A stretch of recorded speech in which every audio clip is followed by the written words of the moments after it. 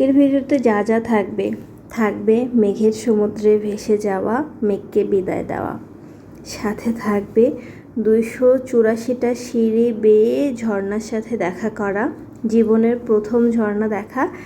আর খুবই ইন্টারেস্টিং বিষয় থাকবে পাহাড়িদের সংস্কৃতির সাথে একেবারে মিলেমিশে একাকার হয়ে তাদের সাথে মজার মজার কথাবার্তা বলা, ফরমালিন মুক্ত পাহাড়ি খাবার খাওয়া। আর সবচেয়ে মূল আকর্ষণ হচ্ছে আদিবাসীদের মতো জীবনযাপন করা। আগেকার আদিম যুগের মানুষেরা যেভাবে জীবনযাপন করত সেই গুহার মধ্যে যাওয়া।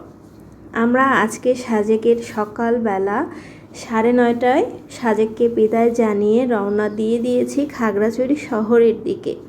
সাজেক থেকে খাগড়াছড়ি যেতে খুব সম্ভবত সময় লাগে 1.5 থেকে 2 ঘন্টা।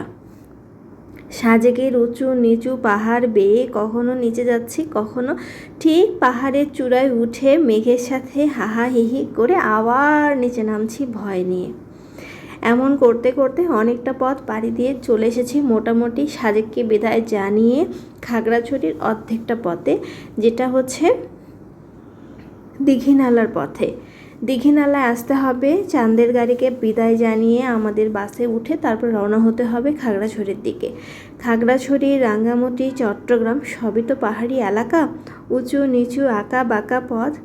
দারুণ লাগছে। যেহেতু আমি উত্তরবঙ্গের মেয়ে, আমাদের সমতল ভূমিতেই বসবাস, আমরা এমন উঁচু নিচু পাহাড়ের সাথে খুব একটা ভালো মতো অভ্যস্ত না। খুব ভয় কাজ করছিল, মনের আনন্দ তো ছিলই, সাথে ছিল এই যে সাজেক দেখতে পাচ্ছেন পাহাড়টা, এই লম্বা পাহাড়টাই হচ্ছে সাজেক। বারবার দেখছি আর বিদায় জানাচ্ছি। কি সুন্দর সুন্দর মুহূর্ত সাথে নিয়ে আসছি। আর এনারা যাচ্ছে আজকে সাজেকে, শুভ কামনা রইল তাদের যাত্রার জন্য। তারা বাই বলছে, আমরাও তাদের বলছি সাবধানে যাবেন। যেহেতু বাইক নিয়ে এসেছেন, বিপদ তো বলে আসে না, আল্লাহ মাফ করুক। আল্লাহ সবাইকে সহি সালামতে সাজেক ভ্রমণ করে বাসায় ফিরিয়ে নিক। তারপরে আমরা তাদেরকেই দেখেন হাই বলছে, আমরা তাদের বিদায় জানাচ্ছি। যাই হোক, পরিচিত অপরিচিতদের সাথে এভাবেই থাকতে হবে। ছোট্ট কয়েকদিনের পৃথিবী তো, হাসি খুশিভাবে বিদায় নেওয়াটাই উত্তম। এতে মনে হবে যে না, জীবনটাও তৃপ্তি করে শেষ করতে পারলাম। এগুলো হচ্ছে চাঁদের গাড়ি, এরকম সেম গাড়িতেই আমরা আছি। এনারা যাচ্ছে সাজেকে। আমরা আজকে যা যা এক্সপ্লোর করব, এরপরে আমরা চলে যাব খাগড়াছড়ি শহর থেকে আলুটিলায়। যেহেতু আমরা ট্রাভেল এজেন্সির সাথে গিয়েছিলাম, বাসটা ভাড়া করাই ছিল পূর্বভাস, তাই আমরা এক গাড়িতে করে যেতে পেরেছি। আপনারা চাইলে বাইক নিয়ে বা চাঁদের গাড়ি করেও যেতে পারবেন। ড্রাগনের কেজি কত? আরে খাবো 300 টাকা, 240 টাকা। কাটার নাই, চাকু নাই, চাকু হ্যাঁ কাটে খাওয়ার মতন। 300 টাকা কত? কতটুকু ওজন হয়েছে? 300 টাকা কত? 100 টাকা, 100 টাকা। চাকু নাই, চাকু করে খাওয়া। চাকু লাগে না, হাত দিয়েছি বলে।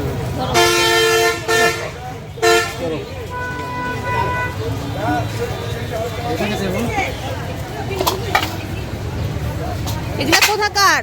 ফরমালিন না ফরমালিন ছাড়া? কোথায় পাবো ফরমালিন? ফরমালিন কোথায়? ফরমালিন ফরমালিন কোথায় পাওয়া যায়? ফরমালিন দেওয়া লাগে না তো আমাদের। খাও না খাও, কি করতে যাচ্ছ? ফরমালিন কেন দেবো? হয়ে গেছে হয়ে গেছে, 10 টাকা আলি। কাটেন কাটেন। হ্যাঁ, কি তিরিশ? লেবু ঢাকার কেজি ধরে বিক্রি হয়, কেজি হিসাবে? 20 টাকা কেজি, 30 টাকা কেজি। ওই না 10 টাকা, 20 টাকা কেজি বিক্রি হয়। করান। কেজি কত? মজা আছে, 20 টাকা।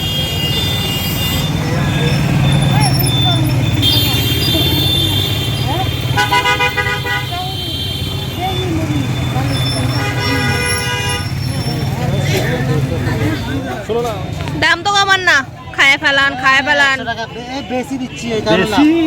এটা 1100 গ্রাম দিচ্ছি, 100 গ্রাম কেউ দিতা কোনো। ওই লাল আমটা নিতা, ওই লাল আমটা নিতা, চলেন। ওই লাল আমটা নিতা, ওই যে হ্যাঁ। এটা তো মুখে কথা একটু মনে হচ্ছে। দীঘিনালাকে বিদায় বলে এখন বাসে উঠে রওনা হয়ে গিয়েছি আলুটিলা গুহার এদিকে। আলুটিলা গুহা হচ্ছে খাগড়াছড়ি মেইন শহর থেকে 10-11 কিলোমিটার দূরে। আপনারা বাইকেও আসতে পারবেন। শহর থেকে খাগড়াছড়ির আলুটিলা গুহা আসতে 100 টাকা করে ভাড়া নেয়। একটা বাইকে 2 জন বসতে পারবেন। চট্টগ্রাম থেকে যদি আসেন তাহলে আপনাদের ভাড়া নেবে 180 থেকে 200 টাকা। আসতে সময় লাগবে 1 থেকে 1.5 ঘন্টা করে। আমরা চলে এসেছি আলুটিলা গুহার প্রবেশদ্বারে। এখানে টিকিট কাটতে হয়, প্রতিজনের টিকিট থাকে 50 টাকা করে, যেটা কেটে তারপরে ভিতরে আসতে হবে। এখানে আছে অনেক কিছু, ঝুলন্ত সেতু আছে, একটা পার্ক, সাথে আছে গুহা, যেখানে আদিম যুগের মানুষেরা যেমন গুহায় থাকতো এমন গুহা, যেখানে নিচ দিয়ে আবার পানিও যায়। আমরা ঝুলন্ত ব্রিজ, এই যে এটা হচ্ছে ঝুলন্ত ব্রিজ। আমাদের হাতে বেশি সময় না থাকার কারণে আমরা ঝুলন্ত ব্রিজে যেতে পারিনি বা পার্কে। আমরা খুব আগ্রহ ছিলাম যে আমরা গুহার ভিতরে যাব, এই জন্য আমরা ডিরেক্ট গুহার ভিতরেই যাই। খুবই সুন্দর, অন্ধকার, ভয় ভয় লাগছিল, হাত পা ঝিমঝিম করছিল যে কোথায় পা দিব, স্লিপ কাটবো কিনা, যেহেতু প্রথম এমন মানে ভিতর দিয়ে, মাটির ভিতরে, গুহার ভিতর দিয়ে যাতায়াত, এই জন্য ভিতরে একটু ভয় তো কাজ করে। আর পাহাড় বেয়ে নামাটা কষ্টের, কিন্তু ওঠাটা আরও বেশি কষ্টের, যেহেতু আমরা এগুলোতে অভ্যস্ত না। আর খাগড়াছড়ির এখানে এসে, আলুটিলার এই পার্কে এসে আপনারা পুরো খাগড়াছড়িটা দেখতে পারবেন ঠিক এই জায়গাটাতেই দাঁড়িয়ে। পুরো খাগড়াছড়িটা এক চোখে দেখা যাচ্ছে। মানে এটা হচ্ছে খাগড়াছড়ির সবচেয়ে উঁচু পাহাড়, যেখান থেকে পুরো খাগড়াছড়িটা দেখা যায়। ওই দেখেন পিছনে অনেক দূরে দূরে ঘর বাড়ি এগুলো। আর এই ঝুলন্ত ব্রিজটাতে আমাদের হাতে সময় থাকলে আমরা অবশ্যই যেতাম। আল্লাহ যদি কখনো নেয় অবশ্যই খুব ভালো মতো এগুলো দেখে আসব। আপাতত এখন একটু পুরো খাগড়াছড়িটা দেখে নিই মন ভরে। দেখেন পাহাড়ের সাথে আকাশটা মিশে গেছে, অপরূপ দৃশ্য। আর এমন প্রাকৃতিক দৃশ্য ক্যামেরায় বন্দি করাটা খুব মুশকিল। সাথে আছে গাছ, ছমছম করা বট গাছ। এইসব গাছ দেখলেই কেমন যেন একটা আতঙ্কিত ভয় লাগে, তাই না? আমার তো গা একটু ছমছম করেই ওঠে।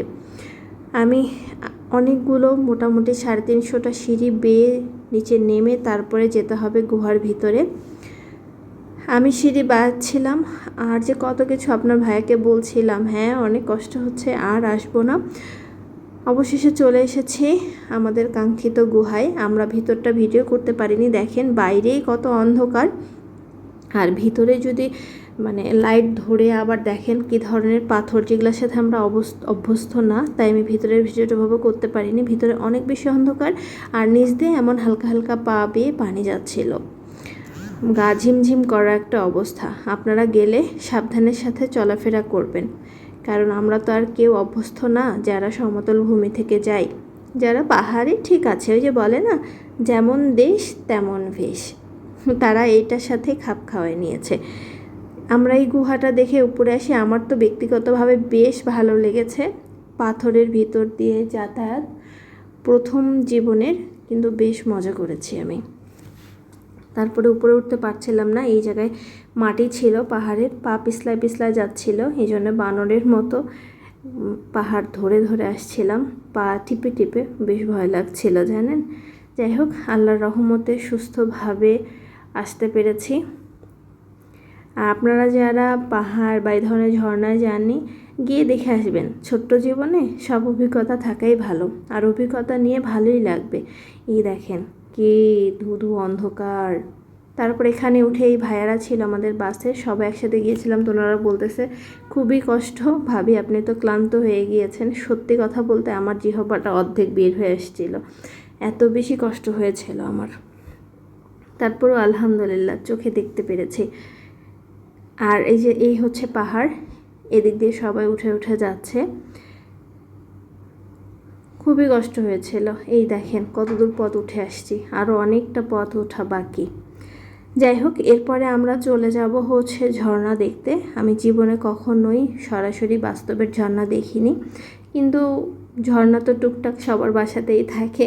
সেই ঝর্ণা এই ঝর্ণা না, একদম প্রাকৃতিক ঝর্ণা, কখনো দেখিনি। আমাদের হাতে যেহেতু সময় কম ছিল, আমরা খুব তাড়াতাড়ি করে হুড়োপাটির মধ্যেই এটা ওটা সব কিছুই দেখার চেষ্টা করছিলাম, যেহেতু এটা আমাদের বাসায় বা আমাদের গ্রামের বাসার থেকেও একেবারে উল্টো পথ।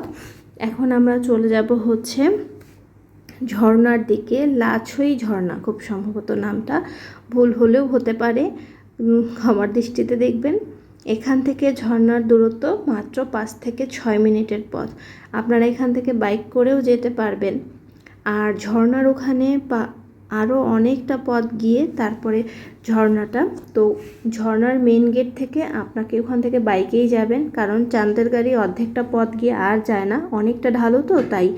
আর বাইকে গেলে বাইক আপনাকে পুরো ঝর্ণার কাছেই নিয়ে যায় রাখবে, শুধু সিঁড়ি বেয়ে নামলেই হবে। শুধু সিঁড়ি বেয়ার কথাটা যে বলছি না, সিঁড়িটাও হচ্ছে 284টা সিঁড়ি, যেটা বেয়ে নিচে নামতে হবে।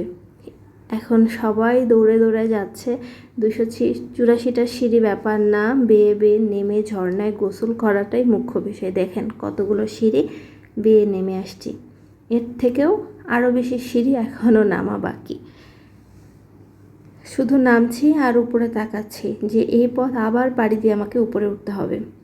আর আশেপাশে এত পাহাড়, কত বন গাছপালা, একটু ভয়ই পাচ্ছিলাম জানেন। এই তো আমি সর্বশেষ ঝর্ণার দেখা পেয়ে যাই, দেখে মনটা একদম তৃপ্তি পেয়ে গিয়েছিল। অনাকাঙ্ক্ষিত ঝর্ণা, এত কষ্টের পরে।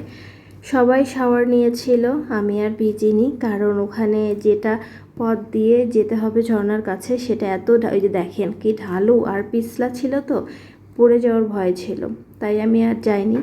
আর অনেকেই গিয়েছে, তো তাদের জিনিসপত্র পাহারাদার হিসেবে আমি ছিলাম, কারণ কাউকে না কাউকে তো থাকতেই হবে এই জন্য। আর নেক্সট ইচ্ছা আছে সিলেটে গিয়ে ভালো মতো ঝর্ণা দেখার, দেখা যাক আল্লাহ কি চায়। কিন্তু সর্বশেষ সর্বমোট আলহামদুলিল্লাহ আমরা এই ট্যুরটা খুব বেশি এনজয় করেছি, ভালো লেগেছে। আপনাদের কার কেমন লাগলো আমার এই কয়েকদিনের ভিডিও অবশ্যই জানাবেন, সুন্দর সুন্দর কমেন্ট করবেন, আপনারা কেমন আছেন তাও জানাবেন, ঠিক আছে? আর আমি প্রতিদিন ভিডিও দিতে চাই, ব্যস্ততার জন্য আসলে দেয়া হয় না, সত্যি কথা বলতে সংসার অফিস সব কিছু মিলিয়ে হয়ে ওঠে না। এই তো মেঘের রাজ্যকে বিদায় জানিয়ে আমরা পাড়ি দিয়ে দিই আবার বাসার উদ্দেশ্যে। এখন আমাদের ব্রেক টাইম ছিল, আমি এতগুলো পাহাড় মানে বেয়ে বেয়ে নিচে নামছি আবার উপরে উঠছি, আমি অনেক বেশি অসুস্থ হয়ে গিয়েছিলাম, এই জন্য আমি ব্রেক টাইমের নিচেও নামিনি, আমি ঘুমোচ্ছিলাম মেডিসিন নিয়ে। আপনার ভাইয়া নেমেছিল, তো আপনার ভাইয়াই ভিডিওটা করেছে। এই তো আমাদের যাত্রাপথ এতটুকুই। আপনারা যারা যারা যেখান থেকে ভিডিওটা দেখছেন না কেন, আল্লাহ আপনাদের ভালো রাখুক, আমার জন্য দোয়া করবেন। আল্লাহর রহমতে আমরা সুস্থভাবে ঢাকায় পৌঁছায় গিয়েছি, এখন আমরা বাড়ির উদ্দেশ্যে রওনা হয়েছি। আল্লাহকে শুকরিয়া সুস্থভাবে আমাদেরকে নিয়ে আসার জন্য। ভালো থাকবেন, সুস্থ থাকবেন, দেখা হবে আপনাদের সাথে পরবর্তী অন্য কোনো ইন্টারেস্টিং ভিডিওর সাথে। ততক্ষণ পর্যন্ত আল্লাহ হাফেজ।